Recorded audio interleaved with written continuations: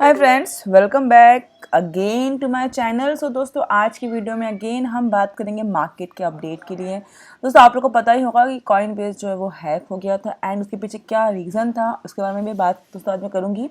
पहले दोस्तों देखते हैं मार्केट की तरफ। तो फ्रेंड्स, मार्केट राइट नाउ अभी भी फियर एंड ग्रीड अगर देखते हैं तो ग्रीड की तरफ है, बिकॉज यहाँ से बुलिश जो है वो सिग्नल जो है यहाँ पे आपको मिल रहा है।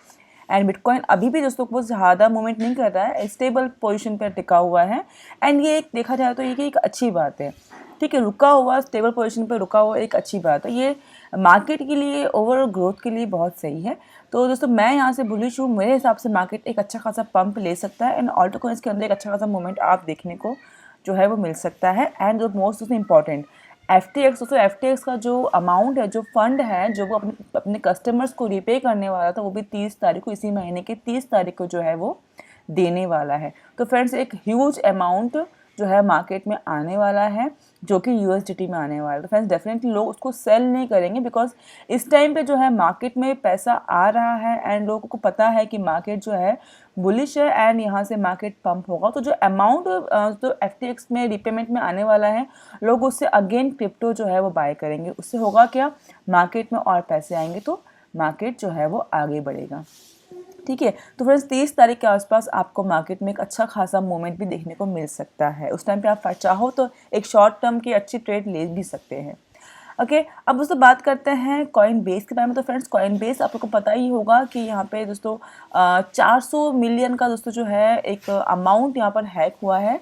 एंड हैक कैसे हुआ इस बारे में बात करते हैं। फ्रेंड्स, यहाँ पे जो हैक है कॉइन बेस के इंटरनली जो कस्टमर केयर जो होते हैं, जो कि रिमोट एरियाज़ में होते हैं, जो कि नॉर्मली ऑनलाइन ही वर्क करते हैं, दोस्तों इन लोगों के थ्रू ही जो है, कस्टमर के थ्रू ही यहाँ पर डेटा जो है, हाई प्रोफाइल डेटा, वो भी स्पेशली जो लोग ह्यूज अमाउंट में कॉइन बेस को यूज़ करते हैं, कॉइन बेस के एक्सचेंज में ह्यूज अमाउंट का फंड जो रखते हैं, ट्रेडिंग करते हैं, हाई प्रोफाइल डेटा जो है वो लीक किया है कस्टमर केयर के थ्रू। एंड उसके थ्रू ही यहाँ पर जो है उनको सारा उनका KYC हो गया, उनका मेल ID हो गया, वो सारा डिटेल मिलने के बाद बहुत लोगों के पास जो है OTP वगैरह गया है। एंड दोस्तों OTP इस तरह से गया है कि लोगों को लगा था कि भाई कॉइन बेस नहीं किया था। तो वो जो OTP है उसको पुट करने के बाद लोगों ने जो भी आगे जो भी अपडेट किया अपना एक्सचेंज को, उसके बाद वहाँ पे उनका अकाउंट जो है वो हैक हुआ है। ओके, दैट मीन्स यहाँ पे कस्टमर केयर जो है वो मिला हुआ था, जो कि रिमोट एरिया में कह सकते हैं, जो कि नॉर्मली वर्क करते हैं। ओके, एंड इसकी वजह से यहाँ पे हाई प्रोफाइल स्पेशली जो लोग ह्यूज अमाउंट पे करते हैं, उनका ही यहाँ पे डेटा जो है वो हैक हुआ है। एंड 400 मिलियन यहाँ पर हैक हुआ है। लेकिन दोस्तों जैसे पता है, कॉइन बेस जो है बिगेस्ट एक्सचेंज है अमेरिका का, तो उन्हें शायद इतना अमाउंट का फ़र्क नहीं पड़ा, बिकॉज उनके पास उतना बैकअप होता ही है। मोर देन दैट उनके पास इनफ बैकअप होता है कि 400-500 मिलियन अगर हैक होता भी है तो वो लोग आराम से रीपेमेंट कर सकते हैं अपने यूज़र्स को। ठीक है, जैसे कि बायबिट ने किया था। ठीक है, तो वो बहुत ही ईजिली उन्होंने इस चीज़ को मैनेज कर लिया था, कोई इशू नहीं आया, कहीं पर भी कस्टमर्स को कोई भी इशू फेस नहीं हुआ है। ओके, तो ये दोस्तों एक अच्छी बात है। लेकिन हाँ, कहीं ना कहीं दोस्तों सिक्योरिटी के ऊपर एक सवाल ज़रूर उठता है कि इतना बड़ा अगर एक्सचेंज हैक हो सकता है, छोटे मोटे एक्सचेंज में फ़ंड रखना कितना सेफ़ है। ठीक है, ये बात कहीं ना कहीं सिक्योरिटी कह लीजिए दोस्तों, या कह लीजिए कि इनके इस तरह से अगर बड़े बड़े एक्सचेंजेस, जो कि दोस्तों इन लोगों के पास चलो भाई इतना बैकअप होता है कि भाई ये लोग यूज़र्स को फंड दे सकते हैं, लेकिन छोटे मोटे एक्सचेंज अगर हम यूज़ कर रहे हैं तो उनके पास इतना बैकअप नहीं होता है, तो वो लोग तो ख़त्म ही हो जाते हैं। ठीक है, तो आप लोग सोच समझ के छोटे मोटे एक्सचेंज को स्पेशली यूज़ कीजिएगा, बिकॉज वहाँ पर अगर हैक होगा तो डेफिनेटली आप लोग वहाँ पर लॉस ही करोगे, वहाँ पर रिपेमेंट का कोई ऑप्शन नहीं बचेगा, क्योंकि वो लोग इतने कैपेबल नहीं होते हैं कि वो लोग एक ह्यूज अमाउंट का जो है रिपेमेंट कर पाए। लेकिन बड़े एक्सचेंजेस जो होते हैं वो बहुत कमाते हैं, तो उनके पास 400-500 मिलियन का अमाउंट रिपेमेंट करना कोई बड़ी बात नहीं है। तो अगर हो सके तो आप लोग बड़े एक्सचेंजेस को ही चूज़ कीजिए।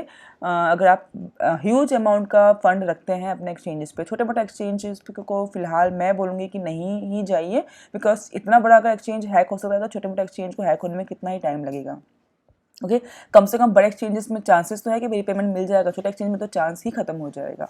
देखिए, जैसे कि वजी एक्सचेंज को हम लेके बैठे, जबकि वजी एक्सचेंज छोटा एक्सचेंज नहीं है, लेकिन फिर भी हम लोग महीनों से वेट कर रहे हैं एंड वहाँ से कुछ भी उम्मीद नहीं आ रही है। जब एक बायबिट हो गया या कॉइन बेस हो गया, इन्होंने तुरंत ही मामला संभाल लिया एंड तुरंत ही सारा पेमेंट उन्होंने कर दिया। तो ये ठीक है, बड़ा एक्सचेंज था तो एक अच्छी बात है भाई, उन्होंने इश्यूज़ नहीं हुआ।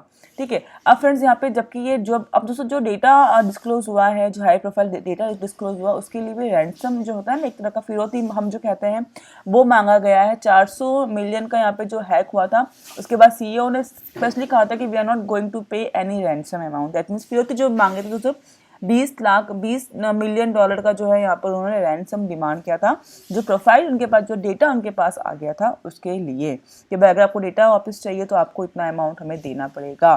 The company refuse to pay and now face up to 400 million in cost of plus and SEC prop. That means उन्होंने 20 मिलियन का रैंसम अमाउंट देना मना किया, बिकॉज उन्हें अब दोस्तों कुछ ना कुछ उसका भी ऑप्शन निकाला ही होगा इन्होंने, बिकॉज 20 मिलियन का डेटा एक्सचेंज करने के लिए उन्होंने जो रैंसम मांगा कहीं ना कहीं वो सही नहीं थी।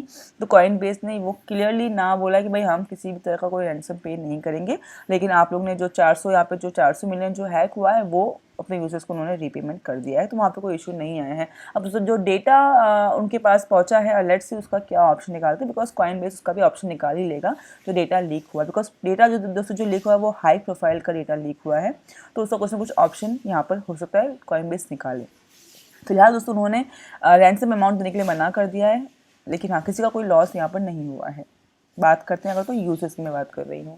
ओके तो फ्रेंड्स, आई सजेस्ट कि लास्ट में दोस्तों मैं आपको यही बोलूँगी कि फिलहाल आप लोग बड़े एक्सचेंज को यूज़ कीजिए। मार्केट आगे की तरफ बढ़ रहा है एंड लोग बहुत ही ह्यूज अमाउंट धीमे धीमे मार्केट में आ रहा है, तो बड़े एक्सचेंजेस में अगर इन्वेस्ट करेंगे, ट्रेड करेंगे तो थोड़ा रिस्क कम रहेगा। वहाँ पे रिस्क तो दोस्तों देखा जाए तो सभी में रहता है, बड़े बड़े एक्सचेंजेस भी हैक हो रहे हैं, तो छोटे मोटे एक्सचेंजेस को तो आप लोग फिलहाल अवॉइड ही करें तो बेटर रहेगा। ओके सो दोस्तों ये कुछ अपडेट था मार्केट से रिलेटेड। आई होप वीडियो पसंद आएगा आप लोगों को। मिलते हैं नेक्स्ट वीडियो में। Take care for now and bye bye.